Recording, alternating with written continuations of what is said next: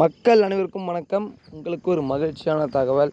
வீடியோக்குள்ளே போகிறதுக்கு முன்னாடி நீங்கள் நம்ம சேனலுக்கு புதிய பறவை இருந்தீங்கன்னா மறக்காமல் நம்ம சேனலை சப்ஸ்கிரைப் பண்ணிக்கோங்க. அது மட்டும் இல்லை, உங்களுக்கு தாவேக்கா கட்சி மிக எந்த அளவிற்கு பிடிக்குமோ அந்த அளவிற்கு கீழே கமெண்ட் செக்ஷனில் ரெட் கலர் ஆட்டை கமெண்ட் பண்ணுங்கள். வாங்க வீடியோக்குள்ளே போகலாம்.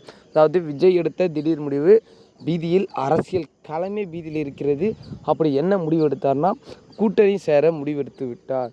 அது எந்த கட்சியுடன், எப்பொழுது, யார் என்று, யார் முதலமைச்சர், யார் துணை முதலமைச்சர் அப்படின்றத பொறுமையாக காண்போம் மக்களே. அதற்கு முன் நம்ம சேனலை 99% மக்கள் வீடியோ சப்ஸ்கிரைப் பண்ணாமல் பார்க்குறீங்க. நம்ம சேனலுக்கு முழுமையாக ஆதரவளிக்குமாறு உங்களிடம் தாய்மையுடன் கேட்டுக்கொள்கிறேன். வாங்க வீடியோக்குள்ளே போகலாம். அதாவது தாவேக்கா கட்சி பார்த்திங்கன்னா அதிமுகவுடன் கூட்டணி சேருமா அப்படின்ற பல பேச்சுவார்த்தை போய் கொண்டிருந்தது.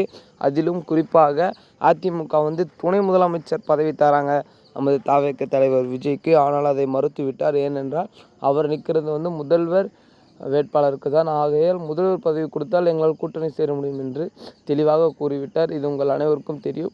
இதில் திடீர் ஒரு திருப்ப மாற்றம். அதாவது என்னவென்றால், 2026 சட்டமன்ற தேர்தலையொட்டி மக்களிடம் கருத்து கணிப்பு கேட்போது அதிக பேர் பார்த்திங்கன்னா திமுகவுக்கு ஆதரவாகவும், அதாவது 100 அதாவது 55% மக்கள் திமுகவுக்கும், வெறும் 40% மக்கள் பார்த்திங்கன்னா நமது தாவேக்காவுக்கு சப்போர்ட்டாக இருக்காக.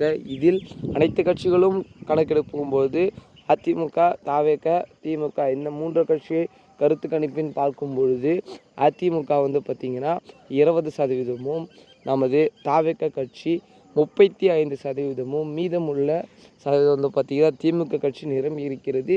இதில் இவர்கள் இருவரும் சேர்ந்தால் பார்த்திங்கன்னா போட்டியிட்டு வருகிற 2026 சட்டமன்ற தேர்தலில் ஜெயிக்கிறதுக்கான நிறைய வாய்ப்பு இருக்குது. ஆனால் அதை இவர்கள் இரு கட்சியுமே யோசித்து சிந்தித்து ஆலோசனைத்து பார்த்திங்கன்னா செயல்பட வேண்டும். தாவேக்காவால் முதலமைச்சர் பதவி அடைய முடியும் என்றால் கண்டிப்பாக முடியும். ஆனால் அதற்கு ரொம்ப பார்த்திங்கன்னா 90% 10% பேர் மக்கள் தான் மக்கள் அவர்களுக்கு ஆதரவாக இருக்காங்க. யாருக்கு என்றால் நமது தாவேக்காவுக்கு. ஏனென்றால் சடனாக சேஞ்ச் ஆகிறாங்க. தாவேக்காவிலிருந்து திமுகவுக்கும், திமுகவிலிருந்து அதிமுகவுக்கும் அப்படின்ற பார்த்திங்கன்னா அமைச்சர்கள் மற்றும் தொண்டர்கள், நிர்வாகிகள் பார்த்திங்கன்னா மாறிக்கொண்டே இருக்கிறார்கள். அதாவது இப்போ பார்த்திங்கன்னா திமுகவிலிருந்து செங்கோட்டை நீக்கம் பண்ணாங்க. ஏன் நீக்கம் பண்ணாங்கன்னா, அவர் திமுகவுக்கு பார்த்திங்கன்னா அதிமுகவிலிருந்து திமுகவுக்கு தகவல்களை சொல்லிட்டு இருந்ததுனால அதிமுகவிலிருந்து செங்கோட்டையும் நீக்கிட்டாங்க மக்களே. அது மட்டும் இல்லை, புதிய அமைச்சர்களையும் மற்றும் தொண்டர்கள் நிறைய பேர் பார்த்திங்கன்னா நிர்வாகிகள் அனைவரையும் பார்த்திங்கன்னா மாறிக்கொண்டே இருக்கிறார்கள். அதிமுகவிலிருந்து திமுகவிற்கு அப்படின்ட்டு நிறைய பேர் மாறுறாங்க.